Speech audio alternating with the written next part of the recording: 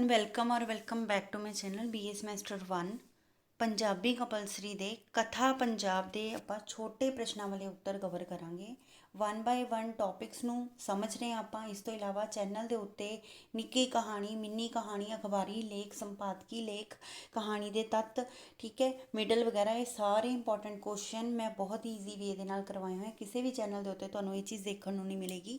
ਮੇਰੇ ਚੈਨਲ ਦੇ ਉੱਤੇ ਕਾਫੀ ਸਾਰਾ ਕੰਟੈਂਟ ਅਵੇਲੇਬਲ ਹੈ। ਇੰਗਲਿਸ਼ ਦਾ ਪੇਪਰ ਵੀ ਕੱਲ੍ਹ ਮੇਰੇ ਹੀ ਦਿੱਤੇ ਹੋਏ ਕੁਐਸਚਨਸ ਦੇ ਵਿੱਚੋਂ ਆਏ ਸੀ। ਇੰਪੋਰਟੈਂਟ ਸ਼ਾਰਟ ਵੀ ਹੋਈ ਸੀ ਅਤੇ ਲੌਂਗ ਵੀ ਹੋਈ ਸੀ, ਠੀਕ ਹੈ। ਤੁਸੀਂ ਚੈੱਕ ਕਰ ਸਕਦੇ ਹੋ ਮੇਰੇ ਚੈਨਲ ਦੇ ਉੱਤੇ ਜਾ ਕੇ। ਸੋ 1 ਬਾਈ 1 ਆਪਾਂ ਸ਼ਾਰਟ ਕੁਐਸਚਨ ਦੀ ਸੀਰੀਜ਼ ਨੂੰ ਕਵਰ ਕਰਦੇ ਹਾਂ। ਫਸਟ ਆਫ ਆਲ ਦਾ ਤਾਸ਼ ਦੀ ਆਦਤ। ਤਾਸ਼ ਦੀ ਆਦਤ ਕਹਾਣੀ ਦੀ ਰਚਨਾ ਦਾ ਰਚਨਾਕਾਰ ਕੌਣ ਹੈ ਅਤੇ ਮੁੱਖ ਪਾਤਰ ਕੌਣ ਹੈ। ਦੇਖੋ, ਨਾਨਕ ਸਿੰਘ ਦੀ ਲਿਖੀ ਹੋਈ ਰਚਨਾ ਹੈ, ਬਹੁਤ ਇੰਪੋਰਟੈਂਟ ਉੱਘੇ ਰਾਈਟਰ ਹੋਏ ਨੇ ਨਾਨਕ ਸਿੰਘ, ਤਾਂ ਇਹ ਕਹਾਣੀ ਜ਼ਰੂਰ ਹੀ ਆਉਂਦੀ ਹੁੰਦੀ ਹੈ। ਇਹਨਾਂ ਦਾ ਮੁੱਖ ਪਾਤਰ ਹੈ ਸ਼ੇਖ ਅਬਦੁਲ ਹਮੀਦ। ਕਹਾਣੀ ਦੇ ਪਾਤਰ ਸ਼ੇਖ ਅਬਦੁਲ ਹਮੀਦ, ਬਸ਼ੀਰ, ਨੌਕਰ ਅਤੇ ਸਿਪਾਹੀ, ਇਹ ਚਾਰ ਜਿਹੜੇ ਨੇ ਇਸਦੇ ਕਰੈਕਟਰ ਨੇ। ਹੁਣ ਦੇਖੋ, ਤੁਹਾਨੂੰ ਸ਼ਾਰਟ ਕੁਐਸਚਨ ਕਿੱਥੋਂ ਆਉਣਗੇ। ਇੱਕ ਤਾਂ ਤੁਹਾਨੂੰ ਰਾਈਟਰ ਦਾ ਨਾਮ ਪਤਾ ਹੋਣਾ ਚਾਹੀਦਾ, ਇੱਕ ਇੱਥੋਂ ਇਹਦੇ ਜਿਹੜੇ ਕਹਾਣੀ, ਕੋਈ ਵੀ ਕਹਾਣੀ ਆ ਉਹਦੇ ਪਾਤਰਾਂ ਦਾ ਨਾਮ ਪਤਾ ਹੋਣਾ ਚਾਹੀਦਾ। ਦੂਜਾ ਕਿ ਕਹਾਣੀ ਕੀ ਸੰਦੇਸ਼ ਦੇ ਰਹੀ ਹੈ। ਤੀਜਾ ਜਿਹੜਾ ਵੀ ਰਾਈਟਰ ਹੈਗਾ, ਫੋਰ ਐਗਜ਼ਾਮਪਲ ਨਾਨਕ ਸਿੰਘ ਹੈ, ਤਾਂ ਇਹਨਾਂ ਦੀਆਂ ਹੋਰ ਕਹਾਣੀਆਂ ਜਾਂ ਫਿਰ ਹੋਰ ਇਹਨਾਂ ਦੇ ਰਚਨਾਵਾਂ ਕਿਹੜੀਆਂ ਨੇ, ਠੀਕ ਹੈ। ਚਾਰ ਤਰ੍ਹਾਂ ਦੇ ਕੁਐਸਚਨ ਆਉਂਦੇ ਨੇ। ਬਾਕੀ ਤੁਹਾਨੂੰ ਜਿਹੜਾ ਨਿੱਕੀ ਕਹਾਣੀ, ਮਿੰਨੀ ਕਹਾਣੀ 'ਚੋਂ ਆਉਂਦੇ ਆ, ਉਹ ਡਾਇਰੈਕਟ ਤੁਹਾਨੂੰ ਪੁੱਛ ਲਿਆ ਜਾਂਦਾ ਹੈ ਕਹਾਣੀ ਦੇ ਤੱਤ ਦੱਸੋ, ਠੀਕ ਹੈ, ਅਖਬਾਰੀ ਲੇਖ ਦੇ ਬਾਰੇ ਦੱਸੋ, ਤਾਂ ਐਵੇਂ ਦੇ ਕੁਐਸਚਨ ਆਉਂਦੇ। ਤਿਕੋਣੀ ਸ਼ੈਲੀ ਦੱਸੋ, ਠੀਕ ਹੈ, ਐਵੇਂ ਦੇ ਕੁਐਸਚਨ ਆਉਂਦੇ ਹੁੰਦੇ। ਤਾਂ ਤਾਸ਼ ਦੀ ਆਦਤ ਕਹਾਣੀ ਦੇ ਪਾਤਰ ਸ਼ੇਖ ਅਬਦੁਲ ਹਮੀਦ ਹੈ, ਬਸ਼ੀਰ ਹੈ, ਨੌਕਰ ਹੈ ਅਤੇ ਸਿਪਾਹੀ। ਹੁਣ ਸ਼ੇਖ ਅਬਦੁਲ ਹਮੀਦ ਦੇ ਮੇਜ਼ ਦੇ ਉੱਤੇ ਕੀ ਹੈ, ਬਹੁਤ ਸਾਰਾ ਸਮਾਨ ਪਿਆ ਹੈ। ਗੈਰ ਕਾਨੂੰਨੀ ਕਿਤਾਬਾਂ ਨੇ ਮੇਜ਼ ਦੇ ਉੱਤੇ, ਚਿੱਟੇ ਪੀਲੇ ਕਾਗਜ਼ਾਂ ਦੀਆਂ ਫਾਈਲਾਂ ਵੀ ਰੱਖੀਆਂ ਹੋਈਆਂ ਨੇ ਅਤੇ ਕਲਮਦਾਨ ਹੁੰਦਾ ਜਿਸ 'ਚ ਕਲਮ ਰੱਖੀ ਜਾਂਦੀ ਹੈ, ਪੈਨ ਰੱਖਿਆ ਜਾਂਦਾ। ਪਹਿਲਾਂ ਇੰਕ ਵਾਲੇ ਪੈਨ ਹੁੰਦੇ ਸੀ ਨਾ, ਤਾਂ ਉਹ ਕਲਮਦਾਨ ਪਿਆ ਅਤੇ ਦਿਨ ਦੀ ਡਾਕ, ਜਿਹੜੀ ਦਿਨ ਦੀ ਪੋਸਟ ਆਉਂਦੀ ਹੈ ਡੇਲੀ, ਪਹਿਲਾਂ ਪੋਸਟਾਂ ਆਉਂਦੀਆਂ ਹੁੰਦੀਆਂ ਸੀ, ਤਾਂ ਉਹ ਸਾਰਾ ਕੁਛ ਪਿਆ। ਇਸ ਤੋਂ ਬਿਨਾਂ ਮੇਜ਼ ਉੱਤੇ ਪਿੰਨ ਕੁਸ਼ਨ ਪਿਆ, ਬਲੌਟਿੰਗ ਪੇਪਰ ਪਿਆ ਅਤੇ ਟੈਗ ਜਿਹੜੇ ਹੁੰਦੇ ਨੇ, ਟੈਗਾਂ ਦਾ ਮੁੱਠਾ ਪਿਆ। ਸੋ ਇਹ ਸਾਰਾ ਸਮਾਨ ਪਿਆ।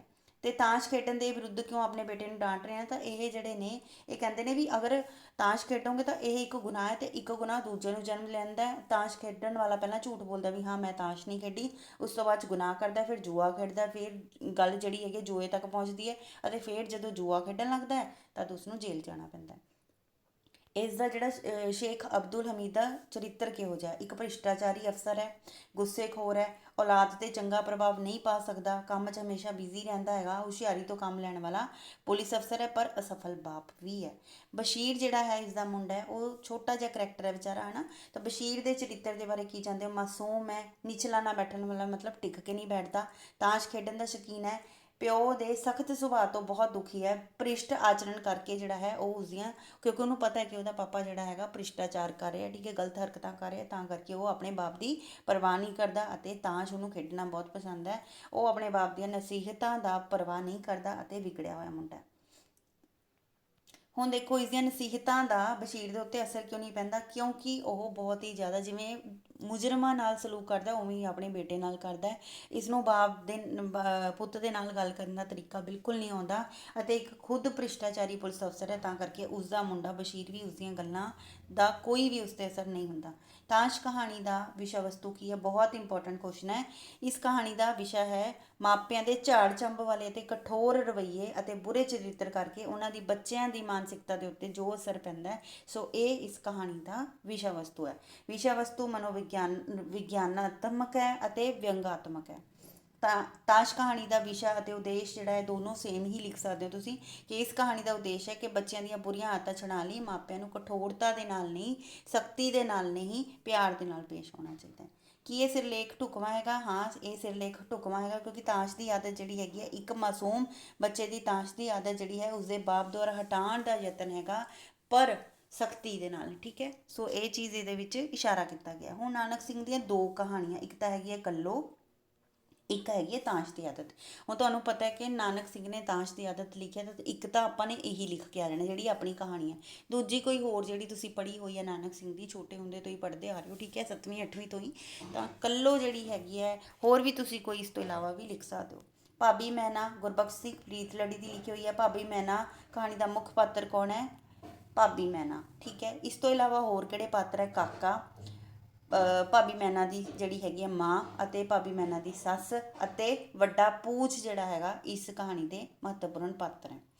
ਇਸ ਕਹਾਣੀ ਦਾ ਵਿਸ਼ਾ ਕੀ ਹੈ ਕਿ ਮਨੁੱਖ ਦੀ ਕਾਮ ਪ੍ਰਵਿਰਤੀ, ਠੀਕ ਹੈ, ਜਿਹੜੀ ਵੱਧ ਤੋਂ ਵੱਧ ਉਹ ਤ੍ਰਿਪਤੀ ਚਾਹੁੰਦਾ ਹੈ, ਕਿਉਂਕਿ ਇਹ ਲਗਾਤਾਰ ਅਤ੍ਰਿਪਤ ਰਹਿੰਦੀ ਹੈ ਅਤੇ ਉਸਦੇ ਮਨ ਦੇ ਵਿੱਚ ਭਾਬੀ ਮੈਨਾ ਦੇ ਕਾਫੀ ਸਾਰੀਆਂ ਗਲਤ ਚੀਜ਼ਾਂ ਆਉਂਦੀਆਂ ਨੇ ਅਤੇ ਕਈ ਵਾਰ ਉਹ ਗਲਤ ਰਸਤੇ 'ਤੇ ਬੰਦਾ ਤੁਰ ਪੈਂਦਾ। ਤਾਂ ਮਤਲਬ ਕਿ ਕਾਮ ਪ੍ਰਵਿਰਤੀ ਇਜ਼ ਦਾ ਮੇਨ ਵਿਸ਼ਾ।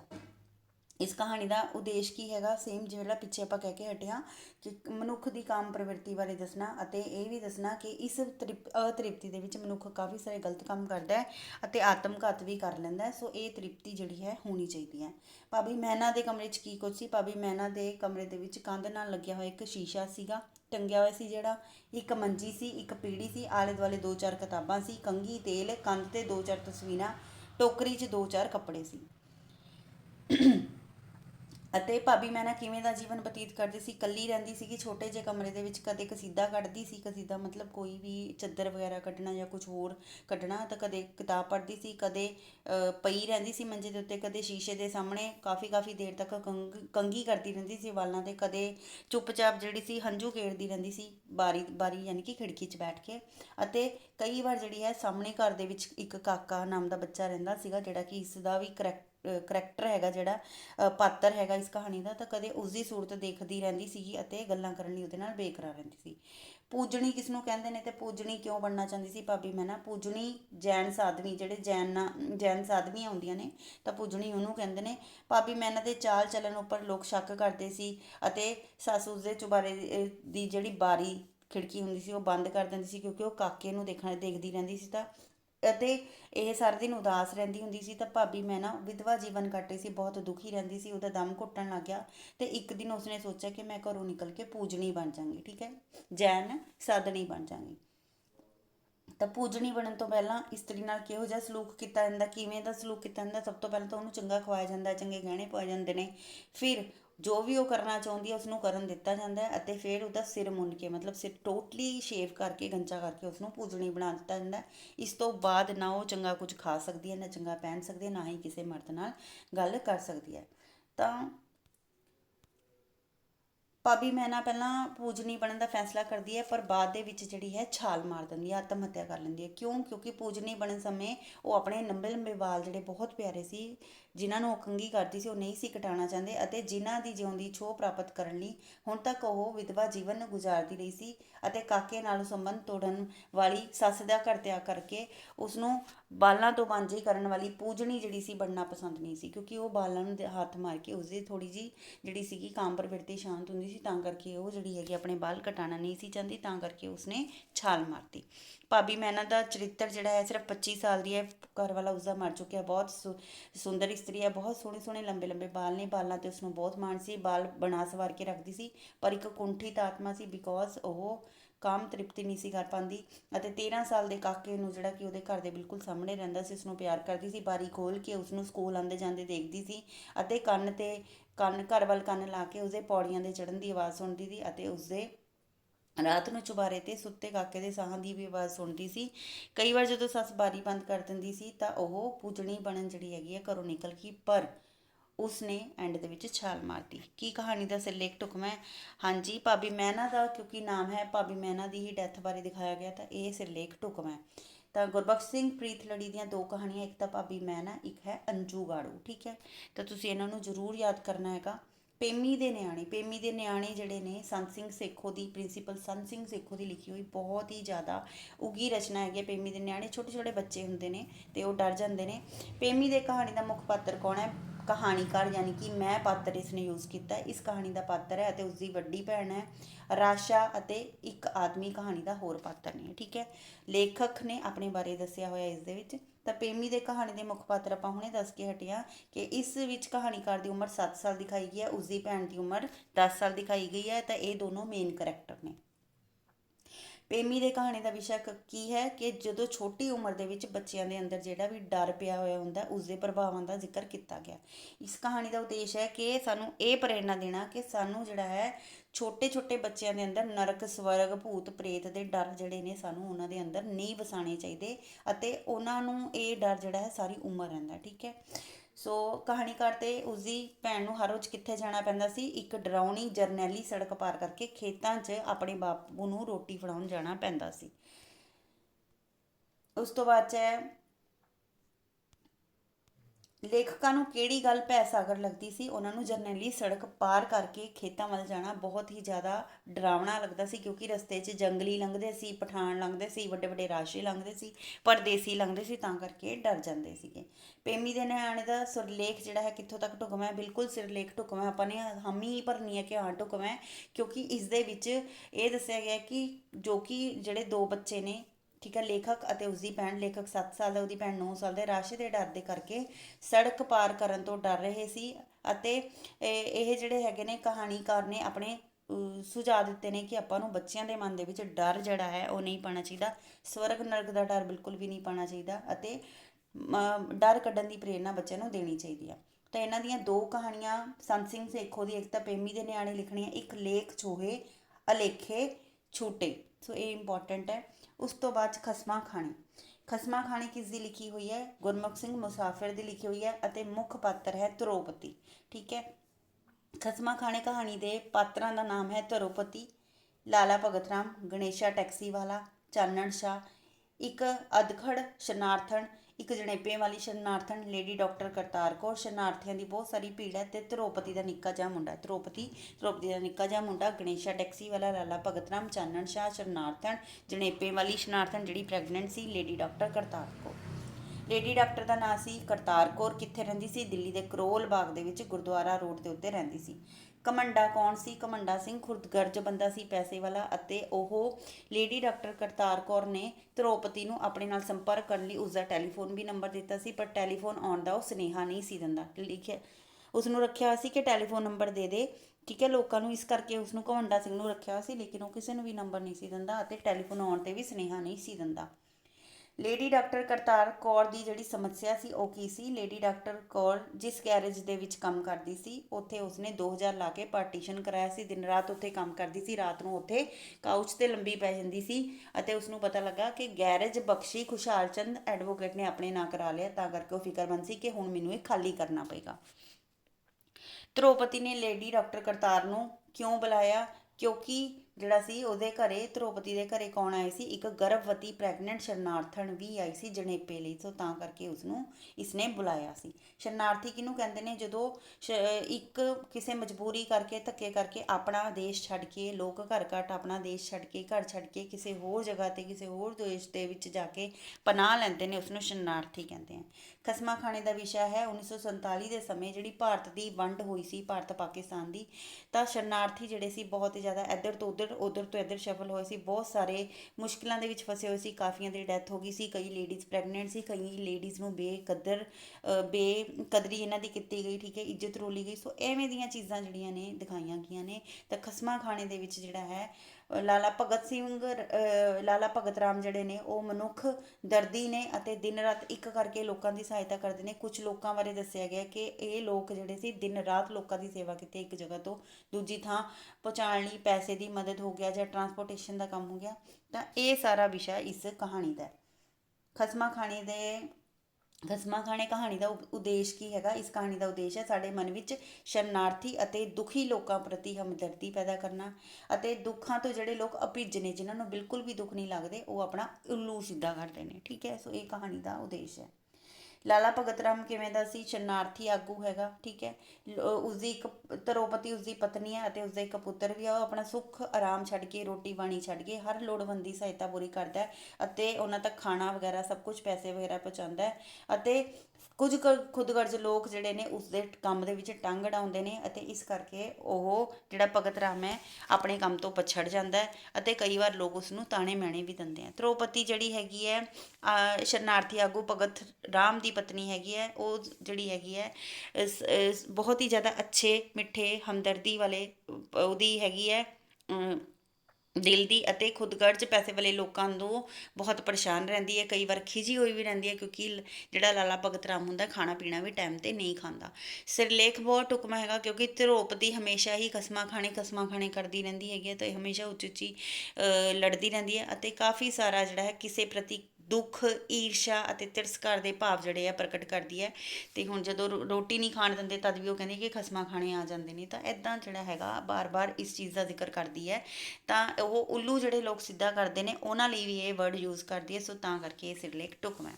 ਤਾਂ ਗੁਰਮੁਖ ਸਿੰਘ ਮੁਸਾਫਿਰ ਦੀਆਂ 2 ਕਹਾਣੀਆਂ, ਖਸਮਾਂ ਖਾਣੇ ਅਤੇ ਗੁਟਾਰਾ। ਨੈਕਸਟ ਹੈ ਆਪਣਾ ਰਾਸ ਲੀਲਾ। ਰਾਸ ਲੀਲਾ ਲਿਖੀ ਹੋਈ ਹੈ ਪ੍ਰਿੰਸੀਪਲ ਸੁਜਾਨ ਸਿੰਘ ਦੀ। ਰਾਸ ਲੀਲਾ ਕਹਾਣੀ ਦੇ ਮੁੱਖ ਪਾਤਰ ਕੌਣ ਨੇ? ਇੱਕ ਤਾਂ ਹੈ ਕਹਾਣੀਕਾਰ, ਜਿਹਨੇ ਮੈਂ ਪਾਤਰ ਕਿਹਾ, ਠੀਕ ਹੈ, ਕਹਾਣੀਕਾਰ ਖੁਦ ਹੈ ਰਾਸ ਲੀਲਾ ਦਾ ਪਾਤਰ, ਅਤੇ ਜਿਸ ਦਾ ਕਹਾਣੀ ਵਿੱਚ ਨਾਮ ਕੀ ਹੈਗਾ? ਕ੍ਰਿਸ਼ਨ ਚੰਦਰ।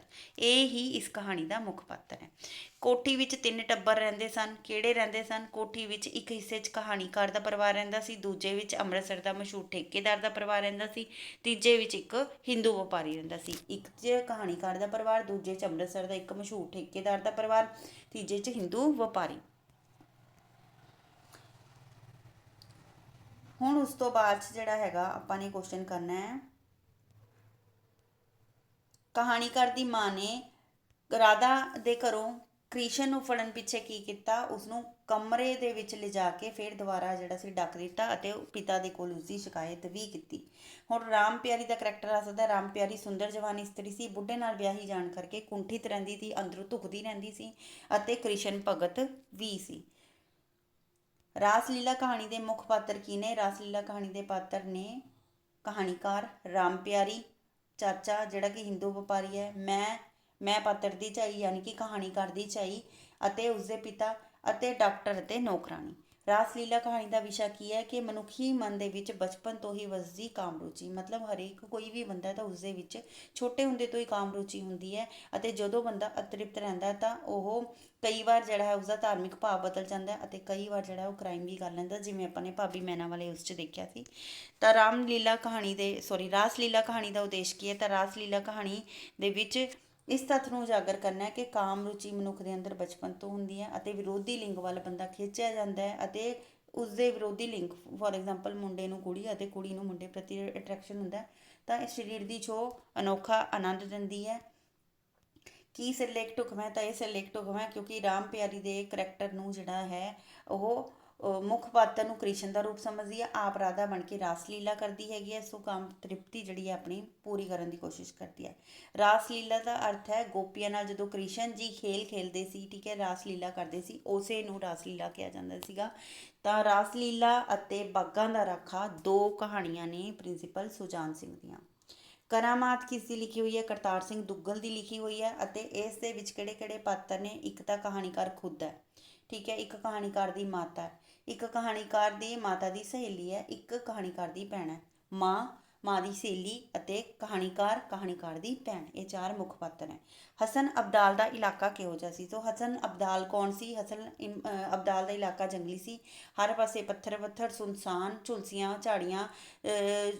ਹੋਈਆਂ ਝਾੜੀਆਂ, ਰੁੱਖ ਸੁੱਕੇ ਹੋਏ, ਇਸ ਕਰਕੇ ਕੋਈ ਵੀ ਆਦਮੀ ਜਿਹੜਾ ਸੀ ਦਿਖਾਈ ਨਹੀਂ ਸੀ ਦਿੰਦਾ। ਗੁਰੂ ਨਾਨਕ ਦੇਵ ਜੀ ਨਾਲ ਕੌਣ ਸੀ? ਭਾਈ ਮਰਦਾਨੇ ਨੂੰ ਪਾਣੀ ਪੀਣ ਕਿੱਥੇ ਭੇਜਿਆ ਗਿਆ? ਇੱਕ ਦਰਵੇਸ਼ ਕੋਲੇ ਭੇਜਿਆ ਗਿਆ, ਜਿਹੜਾ ਕਿ ਉੱਪਰ ਟੀਸੀ ਤੇ ਪਹਾੜੀ ਦੇ ਉੱਤੇ ਕੁਟੀਆ ਬਣਾ ਕੇ ਰਹਿੰਦਾ ਸੀ।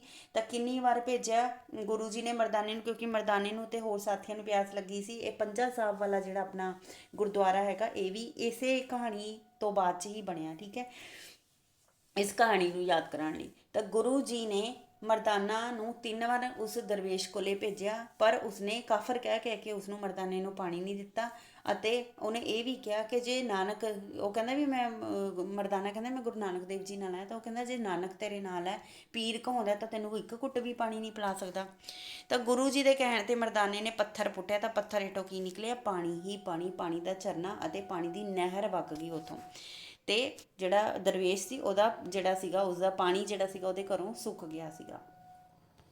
ਪੰਜਾ ਸਾਹਿਬ ਵਿਖੇ ਕੀ ਹੈ? ਪੰਜਾ ਸਾਹਿਬ ਵਿਖੇ ਗੁਰੂ ਨਾਨਕ ਦੇਵ ਜੀ ਦਾ ਗੁਰਦੁਆਰਾ ਹੈ, ਜਿੱਥੇ ਉਹਨਾਂ ਨੇ ਚਟਾਨ ਉੱਤੇ ਗੁਰੂ ਜੀ ਨੇ ਪੰਜੇ ਦਾ ਨਿਸ਼ਾਨ ਲੱਗਿਆ ਹੋਇਆ, ਜਿਹੜਾ ਕਿ ਉਸ ਦਰਵੇਸ਼ ਕੰਧਾਰੀ ਨੇ ਗੁੱਸੇ 'ਚ ਉਹਨਾਂ ਵੱਲ ਰੋੜਿਆ ਸੀ। ਹੁਣ ਦੇਖੋ ਪਾਣੀ ਉਹਦੇ ਕੋਲੇ ਖਤਮ ਹੋ ਗਿਆ ਸੀ, ਤਾਂ ਉਸਨੇ ਨਾ ਗੁਰੂ ਜੀ ਵੱਲ ਮਰਦਾਨੇ ਵੱਲ ਜਿਹੜਾ ਸੀਗਾ ਪੱਥਰ ਸੁੱਟਿਆ ਸੀ, ਤਾਂ ਗੁਰੂ ਜੀ ਨੇ ਪੰਜੇ ਦੇ ਨਾਲ ਜਿਹੜਾ ਸੀ ਉਹ ਪੱਥਰ ਨੂੰ ਰੋਕ ਦਿੱਤਾ ਸੀ। ਤਾਂ ਉਸ ਜਿਹੜਾ ਹੈ ਗੁਰਦੁਆਰੇ ਦੇ ਵਿੱਚ ਉਹ ਪੱਥਰ, ਉਹ ਚਟਾਨ ਵੀ ਹੈਗੀ ਜਿੱਥੇ ਗੁਰੂ ਜੀ ਦਾ ਜਿਹੜਾ ਹੈ ਹੱਥ ਦਾ ਪੰਜਾ ਲੱਗਿਆ ਹੋਇਆ, ਠੀਕ ਹੈ। ਸੋ ਇਸ ਕਹਾਣੀ ਕਹਾਣੀ ਦੇ ਵਿੱਚ ਪੰਜਾ ਸਾਹਿਬ ਸੰਬੰਧੀ ਕਿਹੜੀ ਗੱਲ ਬਾਰੇ ਸ਼ੰਕਾ ਸੀ ਕਹਾਣੀਕਾਰ ਨੂੰ? ਉਸ ਨੂੰ ਇੱਦਾਂ ਸੀ ਕਿ ਗੁਰੂ ਜੀ ਨੇ ਆਪਣੇ ਹੱਥ ਨਾਲ ਰੂੜੀ ਆਉਂਦੀ ਪਹਾੜੀ ਨੂੰ ਰੋਕ ਲਿਆ ਸੀ, ਚਟਾਨ ਵਿੱਚ ਗੁਰੂ ਜੀ ਦਾ ਪੰਜਾ ਲੱਗ ਗਿਆ ਸੀ, ਉਹ ਸਮਝਿਆ ਸੀ ਉਹ, ਤੇ ਕਹਾਣੀਕਾਰ ਸਮਝਿਆ ਕਿ ਪੰਜੇ ਦਾ ਨਿਸ਼ਾਨ ਪਿੱਛੋਂ ਕਿਸੇ ਨੇ ਖੋਦਿਆ ਹੋਵੇਗਾ, ਤਾਂ ਇਹ ਥੋੜਾ ਉਹਨਾਂ ਨੂੰ ਡਾਊਟ ਸੀ। ਸਾਕਾ ਕੀ ਹੁੰਦਾ ਹੈ? ਖੂਨ ਖਰਾਬੇ ਵਾਲੀ ਜਗ੍ਹਾ ਤੇ ਕੋਈ ਘਟਨਾ ਵਾਪਰੇ ਤਾਂ ਉਸ ਨੂੰ ਸਾਕਾ ਕਹਿੰਦੇ, ਜਿਵੇਂ ਜਲਿਆਂਵਾਲਾ ਬਾਗ ਦਾ ਸਾਕਾ ਹੋ ਗਿਆ। ਸਾਕਾ ਕਿੱਥੇ ਵਾਪਰਿਆ ਸੀ? ਪੰਜਾ ਸਾਹਿਬ ਦੇ ਵਿੱਚ। ਪੰਜਾ ਸਾਹਿਬ 'ਚ ਹੋਇਆ ਕੀ ਸੀ ਕਿ ਸਿੱਖ ਸੰਗਤਾਂ ਨੂੰ ਜਦੋਂ ਪਤਾ ਲੱਗਾ ਕਿ ਭੁੱਖੇ ਪਿਆਰੇ ਸਿੱਖ ਕੈਦੀ ਗੱਡੀਆਂ ਦੇ ਵਿੱਚ ਜਾ ਰਹੇ ਨੇ, ਤੇ ਗੱਡੀ ਹੈ ਜਿਹੜੀ ਹੈ ਪੰਜਾ ਸਾਹਿਬ 'ਚ ਲੰਘ ਰਹੀ ਹੈ, ਤਾਂ ਉਹ ਲੰਗਰ ਦਾ ਸਮਾਨ ਲੈ ਕੇ, ਸਾਰਾ ਖਾਣ ਪੀਣ ਦਾ ਸਮਾਨ ਲੈ ਕੇ ਉਹਨਾਂ ਨੇ ਸਟੇਸ਼ਨ ਮਾਸਟਰ ਨੂੰ ਕਿਹਾ ਕਿ ਗੱਡੀ ਰੋਕ ਦਿਓ, ਪਰ ਅਧਿਕਾਰੀ ਨਹੀਂ ਮੰਨੇ। ਤਾਂ ਸੰਗਤ ਦੇ ਵਿੱਚੋਂ ਬਹੁਤ ਸਾਰੇ ਜਿਹੜੇ ਗੱਡੀ ਦੇ ਅੱਗੇ ਲੇਟ ਗਏ ਸੀ, ਤਾਂ ਗੱਡੀ ਰੋਕੀ ਨਹੀਂ ਗਈ ਅਤੇ ਚਲਦੀ ਚਲਦੀ ਕਾਫੀ ਸਾਰੇ ਲੋਕਾਂ ਦਾ ਖੂਨ ਖਰਾਬਾ, ਕਤਲੇਆਮ ਹੋ ਗਿਆ ਸੀ। ਉਸ ਟਾਈਮ ਸਰੀਰਾਂ ਦੇ ਟੁਕੜੇ ਟੁਕੜੇ ਹੋ ਗਏ ਸੀ। ਸੋ ਇਹ ਵੀ ਇੱਕ ਸਾਕੇ ਦੇ ਵਜੋਂ ਮਸ਼ਹੂਰ ਹੈ, ਤਾਂ ਇਹ ਪੰਜਾ ਸਾਹਿਬ ਦਾ ਸਾਕਾ ਕਿਹਾ ਜਾਂਦਾ ਹੈ। ਕਰਾਮਾਤ ਕਹਾਣੀ ਦਾ ਵਿਸ਼ਾ ਵਸਤੂ ਕੀ ਹੈ? ਕਰਾਮਾਤ ਕਹਾਣੀ ਦਾ ਵਿਸ਼ਾ ਵਸਤੂ ਹੈ ਸ਼੍ਰੀ ਗੁਰੂ ਨਾਨਕ ਦੇਵ ਜੀ ਨਾਲ ਸੰਬੰਧਿਤ ਪੰਜਾ ਸਾਹਿਬ ਦੀ ਸਾਖੀ ਦੇ ਸੱਚ ਨੂੰ ਦ੍ਰਿੜ ਕਰਨਾ ਕਿ ਸੱਚੀ ਇਹ ਕਹਾਣੀ ਹੋਈ ਹੈ ਅਤੇ ਸੱਚਮੁੱਚ ਹੀ ਗੁਰੂ ਜੀ ਨੇ ਆਪਣੇ ਪੰਜੇ ਦੇ ਨਾਲ ਪਹਾੜੀ ਨੂੰ ਰੋਕਣ ਦੀ ਕਰਾਮਾਤ ਕੀਤੀ ਸੀ। ਇਸ ਕਹਾਣੀ ਦਾ ਉਦੇਸ਼ ਕੀ ਹੈਗਾ ਕਿ ਗੁਰੂ ਜੀ ਨੇ ਆਪਣੇ ਹੱਥ ਨਾਲ ਰੂੜੀ ਆਉਂਦੀ ਪਹਾੜੀ ਰੋਕਣ ਦੀ ਘਟਨਾ ਜਿਹੜੀ ਕੀਤੀ ਸੀ ਉਹ ਸੱਚ ਸੀ। ਇਹ ਉਦੇਸ਼ ਜਿਹੜਾ ਹੈ ਦੱਸਿਆ ਗਿਆ। ਸਿਰਲੇਖ ਢੁਕਵੇਂ, ਹਾਂਜੀ ਕਰਾਮਾਤ ਕਹਾਣੀ, ਕਿਉਂਕਿ ਗੁਰੂ ਜੀ ਨੇ ਕਰਾਮਾਤ ਕੀਤੀ ਸੀ ਪਹਾੜੀ ਨੂੰ ਆਪਣੇ ਪੰਜੇ ਦੇ ਨਾਲ ਰੋਕਣ ਦੀ, ਤਾਂ ਕਰਕੇ ਇਹ ਕਰਾਮਾਤ ਕਹਾਣੀ ਦਾ ਸਿਰਲੇਖ ਢੁਕਵਾਂ। ਠੀਕ ਹੈ ਜੀ। ਉਸ ਤੋਂ ਬਾਅਦ ਕਰਾਮਾਤ ਅਤੇ ਮਾਝਾ ਨਹੀਂ ਮੋਇਆ ਕਰਤਾਰ ਸਿੰਘ ਦੁੱਗਲ ਦੀਆਂ ਦੋ ਕਹਾਣੀਆਂ ਨੇ। ਜਿਹੜੀ ਆਵਲੀ ਕਹਾਣੀ ਹੈ ਕਰਾਮਾਤ, ਇਹ ਤਾਂ ਲਿਖਣੀ ਹੈ, ਪਲੱਸ ਇੱਕ ਹੋਰ ਕਹਾਣੀ ਵੀ ਯਾਦ ਕਰ ਲਓ, ਮਾਝਾ ਨਹੀਂ ਮੋਇਆ। ਦਸੌਂਦਾ ਸਿੰਘ ਬਹੁਤ ਹੀ ਇੰਪੋਰਟੈਂਟ ਹੈ, ਸ਼ੋਰਟ ਕੁਐਸਚਨ ਇਹਦੇ ਵਿੱਚੋਂ ਆਉਂਦੇ ਨੇ। ਦਸੌਂਦਾ ਸਿੰਘ ਕਹਾਣੀ ਕਿਸ ਦੀ ਲਿਖੀ ਹੋਈ ਹੈ? ਦਵਿੰਦਰ ਸਤਿਆਰਥੀ ਦੀ। ਕਹਾਣੀ ਦੇ ਪਾਤਰ ਕੌਣ ਨੇ? ਦਸੌਂਦਾ ਸਿੰਘ ਅਤੇ ਕਲੀਨਰ ਜਾਨੀ ਚੋਰ ਇਸਦਾ ਇੱਕ ਪਾਤਰ ਹੈ। ਅਖਤਰ, ਮਹੇਸ਼, ਗੁਲੀਮਾ ਅਤੇ ਰਹੀਮੋ। ਸਿੱਖਾਂ ਦੇ ਪੰਜ ਕਕਾਰ ਕਿਹੜੇ ਨੇ? ਕੰਘਾ, ਕੇਸ, ਕਿਰਪਾਨ, ਕੜਾ, ਕਛਹਿਰਾ। ਤਾਂ ਦਸੌਂਦਾ ਸਿੰਘ ਨੇ ਕਲੀਨਰ ਨੂੰ ਕੀ ਦਿੱਤਾ ਅਤੇ ਫਿਰ ਉਸ ਤੋਂ ਪਿੱਛੋਂ ਕੀ ਹੋਇਆ? ਦਸੌਂਦਾ ਸਿੰਘ ਨੇ ਕਲੀਨਰ ਨੂੰ ਇੱਕ ਕਛਹਿਰਾ ਦਿੱਤਾ ਅਤੇ ਉਸਨੇ ਦਸੌਂਦਾ ਸਿੰਘ ਨੇ ਇਹ ਜਿਹੜਾ ਕਛਹਿਰਾ ਸੀ ਜੰਮੂ ਤੋਂ ਸਿਲਵਾਇਆ ਸੀ, ਅਤੇ ਉਸ ਤੋਂ ਪਿੱਛੋਂ ਕਲੀਨਰ ਨੇ ਕਦੇ ਆਪਣੀ ਤਨਖਾਹ ਦੇ ਵਿੱਚੋਂ ਕਛਹਿਰਾ ਨਹੀਂ ਸਿਲਵਾਇਆ, ਸਗੋਂ ਕਛਹਿਰੇ ਵਿੱਚ ਲੰਗਾਰ ਆਉਣ ਅਤੇ ਦਸੌਂਦਾ ਸਿੰਘ ਅੱਗੇ ਹੀ ਹੋਰ ਕਛਹਿਰਾ ਦੇਣ ਲਈ ਹੱਥ ਬੰਨ੍ਹਦਾ ਸੀ, ਮੈਨੂੰ ਐਵੇਂ ਦਾ ਕਛਹਿਰਾ ਹੋਰ ਦੇ ਦਿਓ। ਠੀਕ ਹੈ। ਅਖਤਰ, ਮਹੇਸ਼, ਗੁਲਹੀਮਾ ਡਰਾਮੇ ਲਈ ਕੀ ਕਰਦੇ ਸੀ? ਅਖਤਰ ਡਰਾਮਿਆਂ ਦਾ ਡਾਇਰੈਕਟਰ ਸੀ, ਗੁਲਹੀਮਾ ਨੂੰ ਹੀਰੋਇਨ ਬਣਾ ਲੈਂਦਾ ਸੀ, ਅਤੇ ਮਹੇਸ਼ ਜਿਹੜੇ ਸੀਗੇ ਡਾਇਲੋਗ ਲਿਖਦਾ ਸੀਗਾ। ਠੀਕ ਹੈ। ਗੁਰੂ ਸਾਹਿਬ ਦੇ ਉੱਤੇ ਕਿਹੜਾ ਨਾਟਕ ਲਿਖਿਆ ਸੀ ਦਸੌਂਦਾ ਸਿੰਘ ਨੇ? ਬਚਿੱਤਰ ਨਾਟਕ ਲਿਖਿਆ ਸੀ। ਉਸ ਤੋਂ ਬਾਅਦ 'ਚ ਹੈ ਗੁਲਹੀਮਾ ਸ਼ਬਦ ਦਾ ਕੀ ਅਰਥ ਹੈ? ਬਰਫ਼ ਦਾ ਫੁੱਲ। ਫਾਈਨ, ਇਹ ਛੋਟੇ ਛੋਟੇ ਕੁਐਸਚਨ ਆ ਸਕਦੇ ਨੇ ਤੁਹਾਨੂੰ। ਦਸੌਂਦਾ ਸਿੰਘ ਇਸ਼ਕ ਦੇ ਬਾਰੇ ਕੀ ਕਹਿੰਦਾ ਹੈ? ਉਹ ਵਾਹਿਗੁਰੂ ਨੂੰ ਯਾਦ ਕਰਦੇ ਹੋਏ ਕਹਿੰਦਾ ਕਿ ਉਸਨੇ ਉਸਦੀ ਗੁਲਾਬੋ ਗੁਜਰੀ ਨੂੰ ਵੀ ਮਰਨ ਤੋਂ ਪਹਿਲਾਂ ਬਰਫ਼ ਦਾ ਫੁੱਲ ਬਣਾਇਆ ਹੋਵੇਗਾ, ਅਤੇ ਉਸਨੇ ਉਸਨੂੰ ਪਿਆਰ ਕੀਤਾ ਸੀ, ਉਸਦੀ ਯਾਦ ਵਿੱਚ ਹੀ ਉਹ ਰਸਤਿਆਂ 'ਚ ਗੱਡੀ ਚਲਾ ਰਿਹਾ ਹੈ, ਅਤੇ ਹੁਣ ਉਸਦਾ ਪਿਆਰ ਕਿੱਕਰ ਸਿੰਘ ਦੇ ਨਾਲ ਹੈ, ਕਿੱਕਰ ਸਿੰਘੀ ਨਾਲ ਹੈ, ਯਾਨੀ ਕਿ ਸ਼ਰਾਬ ਨਾਲ ਹੈ, ਜੋ ਕਿ ਅੱਗ ਹੈ, ਅਤੇ ਬਰਫ਼ 'ਚ ਉਸਨੂੰ ਇਸ ਦੀ ਲੋੜ ਪੈਂਦੀ ਰਹਿੰਦੀ ਹੈ। ਠੀਕ ਹੈ। ਤੋਂ ਆਪਣੇ ਇਸ਼ਕ ਦੇ ਬਾਰੇ ਉਹ ਦੱਸ ਰਿਹਾ। ਦਸੌਂਦਾ ਸਿੰਘ ਦਾ ਚਰਿੱਤਰ ਚਿਤਰਣ। ਦਸੌਂਦਾ ਸਿੰਘ ਕਹਾਣੀ ਦਾ ਮੁੱਖ ਪਾਤਰ ਹੈ। ਸ਼੍ਰੀਨਗਰ ਦੇ ਪਹਾੜੀ ਰਸਤੇ 'ਤੇ ਗੱਡੀ ਚਲਾਉਂਦਾ ਹੈ, ਉਸਦੇ ਨਾਲ ਉਹਦਾ ਕਲੀਨਰ ਵੀ ਹੁੰਦਾ ਹੈ। ਅਜੀਤ ਸਿੰਘ ਉਸਦਾ ਬੇਲੀ ਸੀ, ਅਤੇ ਪਿਛਲੇ ਸਾਲ ਇਸੇ ਰਸਤੇ ਦੇ ਉੱਤੇ ਬਰਫ਼ਬਾਰੀ 'ਚ ਮਰ ਗਿਆ ਸੀ। ਮੌਸਮ ਦੀ ਖਰਾਬੀ ਤੋਂ ਡਰਨ ਵਾਲਾ, ਰੱਬ ਨੂੰ ਯਾਦ ਰੱਖਣ ਵਾਲਾ, ਇਸ਼ਕ ਦਾ ਫੁੰਡਿਆ ਹੋਇਆ, ਹਸਮੁਖ, ਮਖੌਲੀਆ, ਟਿਚਰੀ, ਖੁੱਲ੍ਹੇ ਦਿਲ ਦਾ, ਹਾਜ਼ਰ ਜਵਾਬ, ਰੋਮਾਂਟਿਕ ਤਬੀਅਤ ਵਾਲਾ, ਅਤੇ ਕਿੱਕਰ ਸਿੰਘੀ ਯਾਨੀ ਕਿ ਸ਼ਰਾਬ ਦਾ ਸਹਾਰਾ ਲੈਣ ਵਾਲਾ ਵਿਅਕਤੀ ਸੀ ਦਸੌਂਦਾ ਸਿੰਘ। ਗੁਲੀਮਾ ਜਿਹੜੀ ਹੈ ਉਹ ਕੌਣ ਸੀ? ਤਾਂ ਗੁਲਹੀਮਾ ਕਹਾਣੀ ਦੀ ਮਹੱਤਵਪੂਰਨ ਪਾਤਰ ਹੈ, ਡਰਾਮਿਆਂ ਦੀ ਹੀਰੋਇਨ ਹੈ, ਅਤੇ ਇੱਕ ਖੂਬਸੂਰਤ ਕੁੜੀ ਹੈ, ਕਲਾ ਰੁਚੀਆਂ ਦੀ ਪਾਰਖੂ ਹੈ, ਕੁਦਰਤ ਪ੍ਰੇਮੀ ਹੈ, ਰੋਮਾਂਟਿਕ ਤਬੀਅਤ ਵਾਲੀ ਹੈ, ਸ਼ਰਾਬ ਵੀ ਪੀ ਲੈਂਦੀ ਹੈ। ਅਖਤਰ ਕੌਣ ਹੈ? ਅਖਤਰ ਦਸੌਂਦਾ ਸਿੰਘ ਕਹਾਣੀ ਦਾ ਪਾਤਰ ਹੈ, ਡਰਾਮਿਆਂ ਦਾ ਨਿਰਮਾਣ ਕਰਦਾ, ਡਾਇਰੈਕਟਰ ਹੈ ਉਹ, ਅਤੇ ਗੁਲਹੀਮਾ ਉਸਦੀ ਹੀਰੋਇਨ ਹੈ। ਮਹੇਸ਼ ਜਿਹੜਾ ਹੈ ਡਾਇਲੋਗ ਲਿਖਦਾ ਹੈਗਾ, ਅਤੇ ਗੁਲਹੀਮਾ ਲਈ ਪ੍ਰੇਮ ਪ੍ਰਗਟ ਕਰੇ, ਮਹੇਸ਼ ਨਾਲ ਉਹ ਈਰਖਾ ਕਰਦਾ ਹੈ। ਠੀਕ ਹੈ। ਜਿਹੜਾ ਡਾਇਲੋਗ ਲਿਖਦਾ ਮਹੇਸ਼, ਉਹ ਗੁਲਹੀਮਾ ਨਾਲ ਪਿਆਰ ਕਰਦਾ ਹੈ, ਅਤੇ ਤਾਂ ਕਰਕੇ ਅਖਤਰ ਉਸ ਨਾਲ ਜੈਲਸੀ ਕਰਦਾ ਹੈ। ਮਹੇਸ਼ ਕੌਣ ਹੈ? ਡਾਇਲੋਗ ਲਿਖਦਾ ਹੈ, ਅਤੇ ਜ਼ਿੰਦਗੀ 'ਚ 13 ਵਾਰ ਉਸਨੇ ਇਸ਼ਕ ਕੀਤਾ, ਅਤੇ ਉਹ ਆਪਣੀ ਗਰਲਫਰੈਂਡ ਗੋਲਡ ਫਲੇਕ ਸਿਗਰਟ ਪੀਂਦੇ ਹੋਏ ਗੁਲਹੀਮਾ ਨਾਲ ਇਸ਼ਕ ਦਾ ਭਾਵ ਪ੍ਰਗਟ ਕਰਦਾ ਹੈ, ਅਤੇ ਉਸਨੂੰ ਦੱਸਦਾ ਹੈਗਾ, ਅਤੇ ਇਹ ਇਹਨਾਂ ਦੇ ਡਰਾਮੇ ਦੀ ਹੀਰੋਇਨ ਵੀ ਹੈ। ਕਲੀਨਰ ਕੌਣ ਹੈ? ਇਹ ਵੀ ਕਹਾਣੀ ਦਾ ਪਾਤਰ ਹੈ, ਅਤੇ ਕਲੀਨਰ ਹੈ ਦਸੌਂਦਾ ਸਿੰਘ ਜਿਹੜਾ ਹੈਗਾ, ਉਸਨੂੰ ਉਹ ਡਰਾਈਵਰ ਬਣਨਾ ਚਾਹੁੰਦਾ, ਪਰ ਦਸੌਂਦਾ ਸਿੰਘ ਕਹਿੰਦਾ ਵੀ ਤੂੰ ਕਲੀਨਰ ਹੀ ਬਣ ਕੇ ਲੈ, ਹਲੇ ਤੈਨੂੰ ਡਰਾਈਵਿੰਗ ਨਹੀਂ ਆਉਂਦੀ, ਅਤੇ ਦਸੌਂਦਾ ਸਿੰਘ ਉਸਨੂੰ ਜੌਨੀ ਚੋਰ ਦੇ ਕਛਹਿਰੇ ਆਲੂ ਬੁਖਾਰੀਆ ਵੀ ਕਹਿ ਕੇ ਜਿਹੜਾ ਹੈ ਪੁਕਾਰਦਾ, ਅਤੇ ਰਸਤੇ ਵਿੱਚ ਬੇਲਚੇ ਨਾਲ ਗੱਡੀ ਦੇ ਅੱਗੇੋਂ ਬਰਫ਼ ਹਟਾਉਣ ਦਾ ਕੰਮ ਵੀ ਇਹ ਕਰਦਾ ਹੈ, ਗੱਡੀ ਸਟਾਰਟ ਕਰਨ ਲਈ ਹੈਂਡਲ ਮਾਰਨ ਦਾ ਕੰਮ ਵੀ ਇਹ ਕਰਦਾ ਹੈ, ਅਤੇ ਇੱਕ ਥਾਂ ਉਹ ਬਰਫ਼ ਵੀ ਹਟਾਉਂਦਾ ਅਤੇ ਤਿਲਕ ਕੇ ਬਰਫ਼ ਵਿੱਚ ਧੱਸ ਵੀ ਜਾਂਦਾ ਹੈ।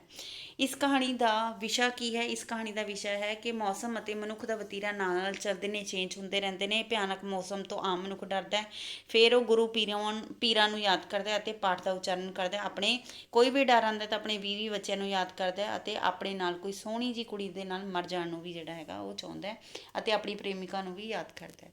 ਇਸ ਕਹਾਣੀ ਦਾ ਉਦੇਸ਼ ਹੈ, ਫਿਰ ਦੁਬਾਰਾ ਉਹੀ ਹੈ ਕਿ ਆਸ਼ਾ ਕੀ ਹੈ, ਮੰਤਵ ਕੀ ਹੈ, ਸੰਦੇਸ਼ ਕੀ ਹੈ। ਤਾਂ ਮਨੁੱਖ ਅਤੇ ਮੌਸਮ ਵਤੀਰੇ ਦੇ ਨਾਲ ਚੱਲਦੇ ਨੇ, ਅਤੇ ਚੇਂਜ ਜਿਹੜੇ ਹੁੰਦੇ ਨੇ ਮੌਸਮਾਂ ਵਾਂਗੂ ਵਤੀਰੇ ਵੀ ਚੇਂਜ ਹੋ ਜਾਂਦੇ ਨੇ।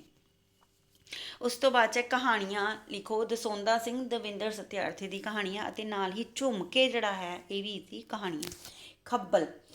ਖੱਬਲ ਦੀ ਗੱਲ ਕਰੀਏ ਤਾਂ ਖੱਬਲ ਕਹਾਣੀ ਦੇ ਲੇਖਕ ਜਿਹੜੇ ਨੇ ਕੌਣ ਨੇ? ਕੁਲਵੰਤ ਸਿੰਘ ਵਿਰਕ ਨੇ। ਖੱਬਲ ਕਹਾਣੀ ਦੇ ਵਿੱਚ ਕੌਣ ਕੌਣ ਕਰੈਕਟਰ ਆਏ ਨੇ? ਇੱਕ ਗੱਭਰੂ ਕਹਾਣੀਕਾਰ ਹੈ ਖੁਦ, ਇੱਕ ਬੁੱਢਾ ਪਿਓ, ਥਾਣੇਦਾਰ, ਉਧਾਲੀ ਹੋਈ ਇਸਤਰੀ, ਉਧਾਲੀ ਮਤਲਬ ਭਜਾਈ ਹੋਈ, ਪਿੰਡ ਦੇ ਚੌਧਰੀ ਅਤੇ ਕੁਝ ਲੋਕ। ਖੱਬਲ ਕਹਾਣੀ ਦੀਆਂ ਘਟਨਾਵਾਂ ਕਿੱਥੇ ਦੀਆਂ ਵਾਪਰੀਆਂ ਹੋਈਆਂ ਨੇ? ਪਾਕਿਸਤਾਨ 'ਚ। ਥਾਣੇ 'ਚ ਕੀ ਕੁਝ ਪਿਆ? ਟਰੰਕ, ਪਲੰਘ, ਪੰਘੂੜੇ, ਮੇਜ਼, ਸੋਫਾ ਸੈੱਟ, ਤਸਵੀਰਾਂ। ਉਧਾਲੀ ਹੋਈ ਇਸਤਰੀ ਕਿਵੇਂ ਦੇ ਘਰ 'ਚ ਰਹਿ ਰਹੀ ਸੀ?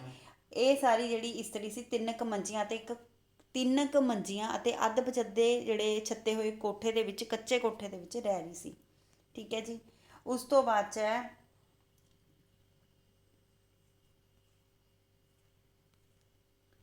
ਉਧਾਲੀ ਹੋਈ ਇਸਤਰੀ ਨੂੰ ਕਹਾਣੀਕਾਰ ਨੇ ਕੀ ਕਿਹਾ ਕਿ ਉਹ 11 ਚੱਕ ਵਾਲਿਆਂ ਦੁਆਰਾ ਉਧਾਲੀ ਗਈ, ਉਸਦੀ ਨਿੱਕੀ ਨਨਾਣ ਨੂੰ ਵੀ ਉਸ ਕੋਲ ਲਿਆ ਦੇਵੇ। ਉਹ ਹੁਣ ਮੁਸਲਮਾਨ ਬਣ ਚੁੱਕੀ ਹੈ, ਆਪਣੀ ਨਨਾਣ ਨੂੰ ਕਿਸੇ ਹੱਥੀਂ ਕਿਸ ਦੇ ਲੜ ਲਾਵੇਗੀ, ਜਿਸ ਨਾਲ ਉਸਦੀ ਸਾਂਝ ਵਧੇਗੀ। ਉਸ ਤੋਂ ਬਾਅਦ 'ਚ ਹੈ ਖੱਬਲ ਕਹਾਣੀ ਕਿਹੜੇ ਹੋ ਜਿਹੇ ਵਾਤਾਵਰਣ 'ਚ ਵਾਪਰਦੀ ਹੈ? ਦੁਖਾਂਤਕ ਅਤੇ ਯਥਾਰਥਕ। ਖੱਬਲ ਕਿਸ ਦਾ ਪ੍ਰਤੀਕ ਹੈ? ਖੱਬਲ ਮਤਲਬ ਜਿਹੜਾ ਘਾਹ ਉੱਗ ਜਾਂਦਾ ਆਪਣੇ ਆਪ, ਉਸਨੂੰ ਖੱਬਲ ਕਹਿੰਦੇ ਨੇ। ਤਾਂ ਖੱਬਲ ਨਿਰੰਤਰਤਾ ਦਾ ਪ੍ਰਤੀਕ ਹੈ, ਇੱਕ ਵਾਰ ਤੁਸੀਂ ਉਸਨੂੰ ਪੁੱਟੋਗੇ ਤਾਂ ਦੁਬਾਰਾ ਉੱਠ ਖੜਦਾ। ਇਸੇ ਕਰਕੇ ਖੱਬਲ ਘਾਹ ਵਾਂਗੂ ਚਾਹੇ ਕਿੰਨਾ ਵੀ ਵਿਨਾਸ਼ ਹੋ ਜਾਏ, ਪਰ ਬੰਦੇ ਦੀ ਹੋਂਦ ਕਾਇਮ ਰਹਿੰਦੀ ਹੈ, ਜਿਵੇਂ ਖੱਬਲ ਖੜਿਆ ਰਹਿੰਦਾ, ਜਿੰਨਾ ਮਰਜ਼ੀ ਉਸਨੂੰ ਪੱਟੀ ਜਾਓ।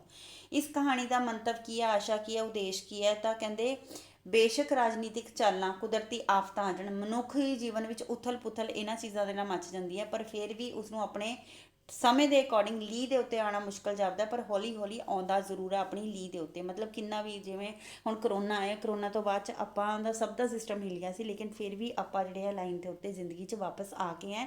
ਅਤੇ ਕਹਿੰਦੇ ਖੱਬਲ ਕਹਾਣੀ ਵੀ ਇਹੀ ਦੱਸਦੀ ਹੈ ਕਿ ਜੋ ਮਰਜ਼ੀ ਆ ਜਾਏ, ਜਿੰਨੀ ਵੀ ਮਰਜ਼ੀ ਤੁਹਾਨੂੰ ਤੋੜਿਆ ਜਾਵੇ, ਮਰੋੜਿਆ ਜਾਵੇ, ਤੁਸੀਂ ਜਿਹੜਾ ਹੈ ਆਪਣੇ ਆਪ ਨੂੰ ਕਾਇਮ ਰੱਖੋ। ਠੀਕ ਹੈ। ਸੋ ਇਹ ਇਸ ਦਾ ਆਸ਼ਾ ਮੰਤਵ ਹੈ। ਅਤੇ ਸਿਰਲੇਖ ਜਿਹੜਾ ਹੈ, ਸਿਰਲੇਖ ਵੀ ਇਸੇ ਕਰਕੇ ਢੁਕਵਾਂ ਕਿਉਂਕਿ ਜਿਵੇਂ ਪੈਲੀਆਂ ਦੇ ਵਿੱਚ ਜਿਹੜਾ ਹੈ ਖੱਬਲ ਬਾਰ-ਬਾਰ ਪੁੱਟੇ ਜਾਣ 'ਤੇ ਵੀ ਕਦੇ ਵੀ ਨਹੀਂ ਮੁੱਕਦਾ, ਖੜਿਆ ਹੀ ਰਹਿੰਦਾ, ਇਸੇ ਤਰ੍ਹਾਂ ਬੰਦੇ ਦੀ ਹੋਂਦ ਵੀ ਲਗਾਤਾਰ ਰਹਿੰਦੀ ਹੈ। ਕੁਲਵੰਤ ਸਿੰਘ ਵਿਰਕ ਦੀਆਂ ਦੋ ਕਹਾਣੀਆਂ, ਖੱਬਲ ਅਤੇ ਦੁੱਧ ਦਾ ਛੱਪੜ। So thank you so much. ਮਿਲਦੇ ਹਾਂ ਨਵੇਂ ਪਾਰਟ ਦੇ ਵਿੱਚ।